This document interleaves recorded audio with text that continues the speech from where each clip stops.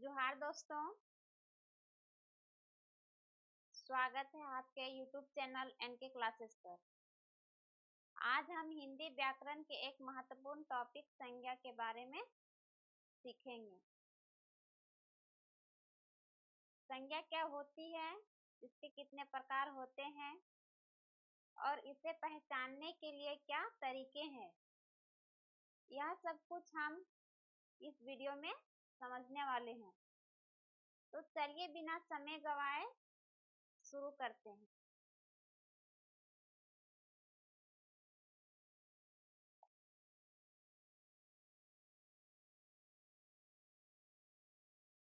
संज्ञा की परिभाषा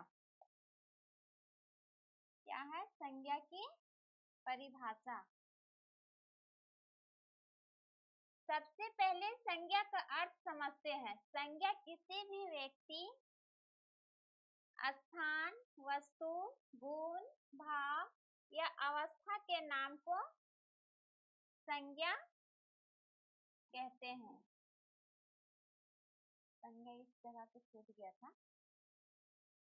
सबसे पहले संज्ञा का अर्थ समझते हैं। संज्ञा किसी भी व्यक्ति, स्थान, वस्तु, गुण, भाव या अवस्था के नाम को संज्ञा कहते हैं। उदाहरण के तौर पर जैसे राम, गंगा, खुशी, दिल्ली, किताब इत्यादि, ये सब आपका संज्ञा है।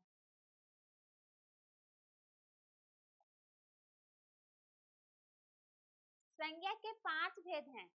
संज्ञा के कितने प्रकार हैं? 5।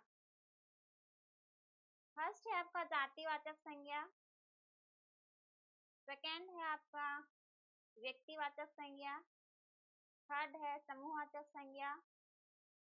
फोर्थ है द्रव्यवाचक संज्ञा और फाइव है आपका भाववाचक संज्ञा। तो चलिए लिखते हैं।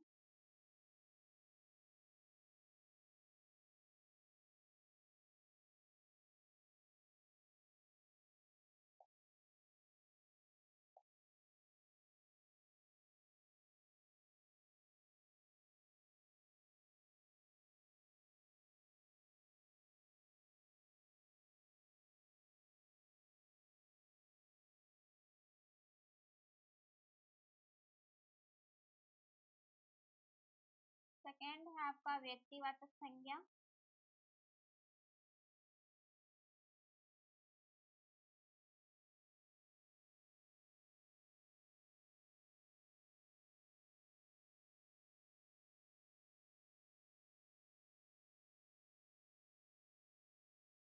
थर्ड है आपका समूहवाचक संज्ञा।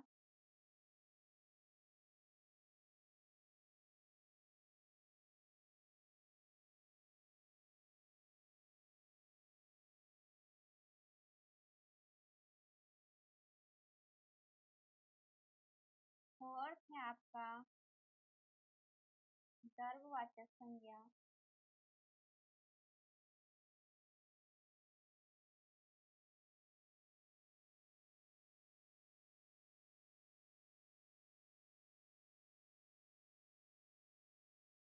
और फाइव है आपका भाववाचक संज्ञा।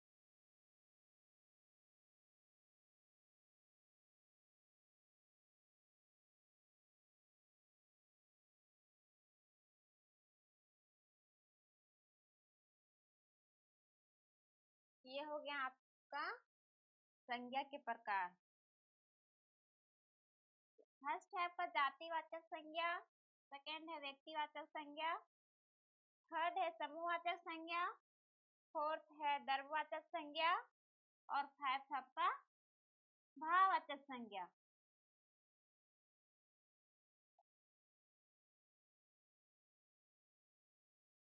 अब हम संज्ञा के 5 मुख्य प्रकारों को विस्तार से समझेंगे। फर्स्ट है आपका व्यक्तिवाचक संज्ञा।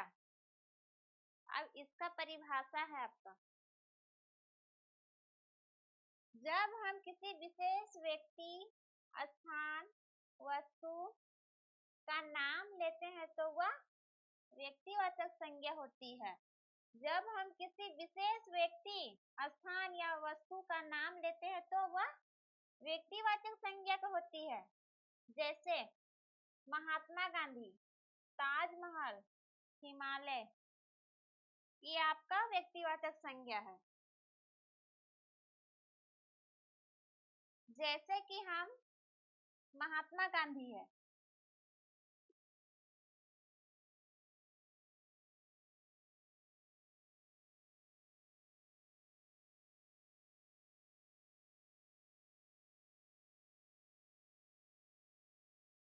तो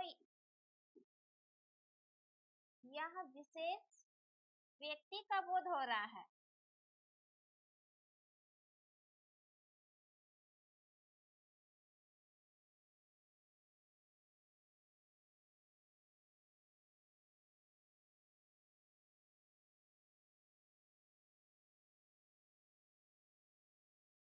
महात्मा गांधी एक विशेष व्यक्ति का बोध हो रहा है। उसी प्रकार से ताजमहल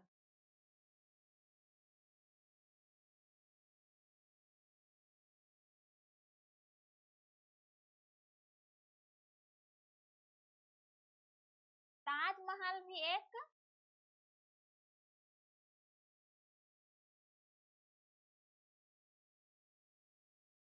विशेष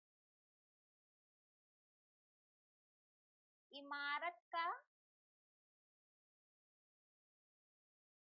बोध हो रहा है। हिमालय हिमालय भी एक विशेष पहाड़ का बोध हो रहा है। तो ये सब व्यक्तिवाचक संज्ञा के अंतर्गत आएगा। आगे है आपका जातिवाचक संज्ञा। अगला है जातिवाचक संज्ञा। जब हम किसी जाति या समूह के लिए एक सामान्य नाम का उपयोग करते हैं तो वह जातिवाचक संज्ञा कहलाती है। जब हम किसी जाति या समूह के लिए एक सामान्य नाम का उपयोग करते हैं तो वह जातिवाचक संज्ञा कहलाती है। उदाहरण जैसे किताब, नदी, लड़का, पेड़, ये सब आपका जातिवाचक संज्ञा है।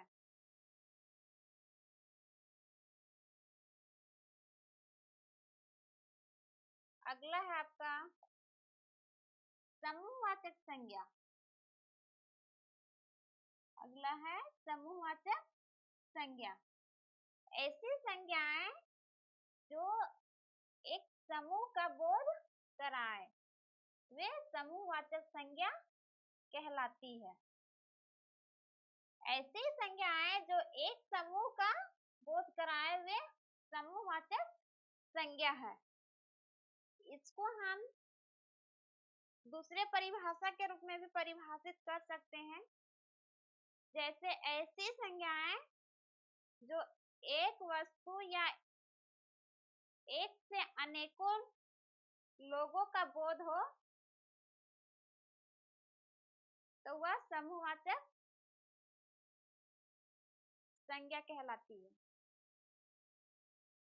जैसे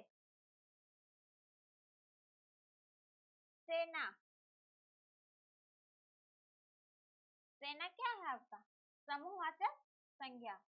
झुंड, झुंड भी क्या है समूहवाचक संज्ञा। टोली, कक्षा, ये सब समूहवाचक संज्ञा है। सेना है आपका, इसमें सैनिकों का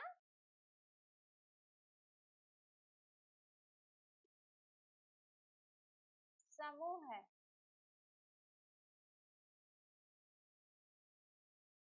उसी प्रकार झुंड है,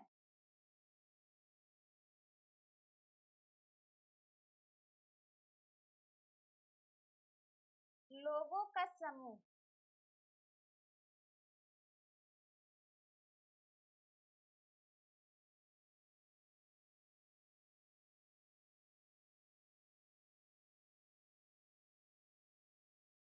ये सब आपका समूहवाचक संज्ञा है।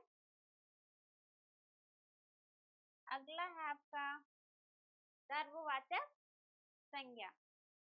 अगला क्या है? सर्ववाचक संज्ञा।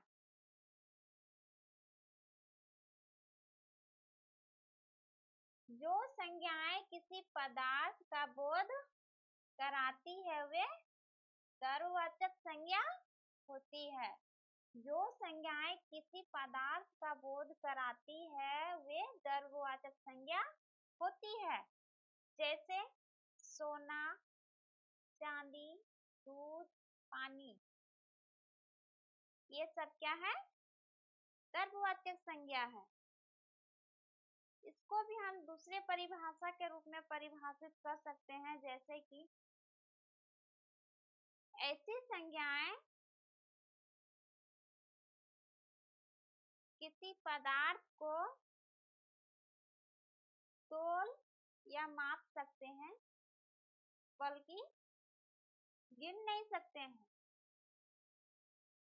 तो उसे द्रव्यवाचक संज्ञा कहते हैं। जैसे आपका सोना है, तो सोना को क्या हम गिनते हैं? नहीं, बल्कि इसे तोलते हैं। उसी प्रकार से दूध है, दूध को भी हम मापते हैं, बल्कि गिनते नहीं है। तो द्रव्यवाचक संज्ञा समझ में आ गया होगा। अगला है आपका भाववाचक संज्ञा। अगला है आपका भाववाचक संज्ञा।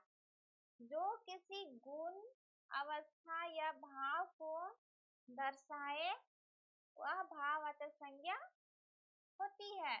जो किसी गुण, अवस्था या भाव को दर्शाए वह भाववाचक संज्ञा होती है।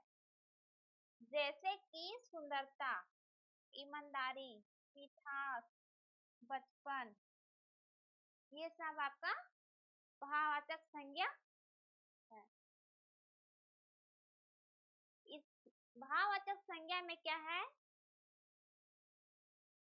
कि इसको हम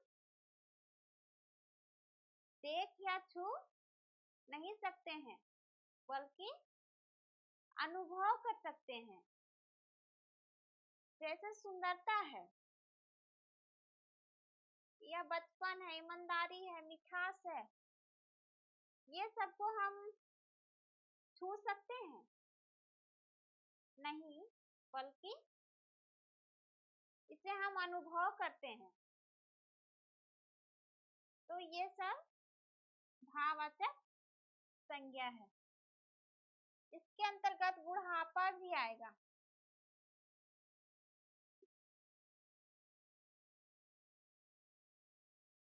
बुढ़ापा, क्रोध, प्रेम, ये सब भाववाचक संज्ञा है। तो भाववाचक संज्ञा भी समझ में सबको आ गया होगा। अब मैं आपसे एक सवाल पूछती हूँ कि पानी किस प्रकार की संज्ञा है? कमेंट में अपना जवाब जरूर दें। तो दोस्तों, आज हमने संज्ञा और उसके 5 प्रकारों को विस्तार से समझा। अगर यह वीडियो आपको पसंद आया हो तो इसे लाइक करें और दोस्तों के साथ शेयर करें और हमारे चैनल को सब्सक्राइब करें। मिलते हैं अगले वीडियो में एक और नए टॉपिक एमसीक्यू के साथ। Thank you.